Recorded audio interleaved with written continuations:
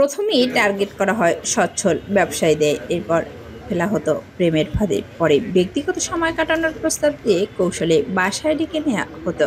গোপনে ব্যক্তিগত সময় কাটানোর ছবি কিংবা ভিডিও করে রাখা হতো। এরপর সেই ছবি ছড়িয়ে দেওয়ার কথা বলে আদায় করা হতো লাখ লাখ টাকা। আর এজন্য বিভিন্ন বয়সী নারীদের ব্যবহার করত চক্রটি। টার্গেট করা, আর সেই কারণে ভিকটিম টার্গেট করতে গিয়ে সে প্রথম দুইটা মেয়েকে তার সাথে নেয়, আর তার সাথে আর ৩-৪ জনের একটা গ্রুপ থাকে। তারা প্রথম ওই মেয়েকে দিয়ে ভাবে ব্রাহ্মণবাড়িয়ায় গড়ে ওঠা চক্রটি রাজধানীতে এসে দীর্ঘদিন ধরে বিভিন্ন পেশার ব্যক্তিকে টার্গেট করে অপহরণ করে অর্থ হাতিয়ে আসছিল। অবশেষে অভিযান চালিয়ে 2 নারী সহ চক্রের 6 সদস্যকে গ্রেপ্তার করে ঢাকা মহানগর গোয়েন্দা পুলিশ। এই চক্রের মূল হোতা ও পরিকল্পনাকারী জুয়েল রানা, যিনি নিজের শ্বশুরকে হত্যা করার মধ্য দিয়ে অপরাধ জগতে পা রাখেন। জুয়েলের কাজ ছিল পরিকল্পনার পাশাপাশি যাদের তারা অপহরণ করবে তাদেরকে খুঁজে বের করা। একটি অপহরণ মামলার তদন্ত করতে গিয়ে এমন তথ্য বেরিয়ে আসে। সম্প্রতি ব্রাহ্মণবাড়িয়া লিটন নামে এক কাপড় ব্যবসায়ীকে ফাঁদে ফেলে অর্থ আদায় করে চক্রটি। সেই ভুক্তভোগী থানায় মামলা করে মামলার তদন্তে এই চক্রের সন্ধান পায় ডিবি। নামের এক মেয়ের সঙ্গে ফোনে পরিচয় হয় ব্যবসায়ী লিটনের। এরপর তার সঙ্গে কথার সূত্র ধরে লিটন ঢাকায় আসেন। সে লাভলি লিটনকে তার মেয়ে সাইমার বাসায় নিয়ে যায়। সেখানে আগেই অবস্থান করছিল জুয়েল ও তার দলের লোকজন।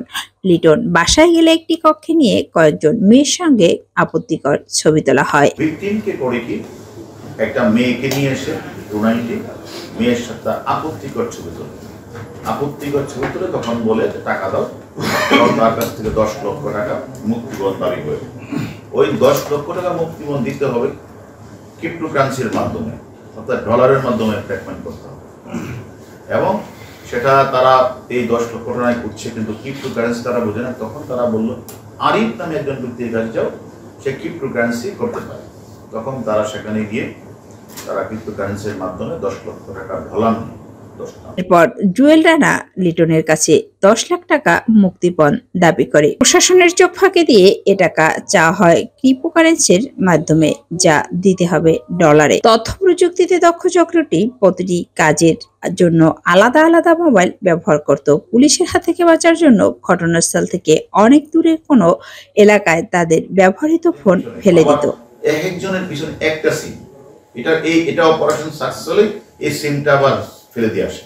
এইভাবে সে বিভিন্ন সিমও কালেক্ট করে এবং সে তারা আবার আরেকটা তারা সিম তারা করে, সেটা হলো গুগলে গিয়ে তারা $2 পেমেন্ট করে বিদেশি নাম্বার নিয়ে সেখানে ওটিপি পেয়ে যায়, সেটা দিয়ে হোয়াটসঅ্যাপ নাম্বার বলে সেটা দিয়েও বিভিন্ন ব্যক্তিকে তারা অর্থাৎ তখন মানুষ মনে করে সে আমেরিকা থেকে রিং দেয়, সে মালয়েশিয়া থেকে রিং দেয়, দুবাই থেকে রিং দেয়। আসলে দেখা যাচ্ছে বাংলাদেশ থেকে $2 দিয়ে গুগলের মাধ্যমে সে হোয়াটসঅ্যাপ নাম্বারটা নিয়ে সে মানুষকে এইগুলি করে।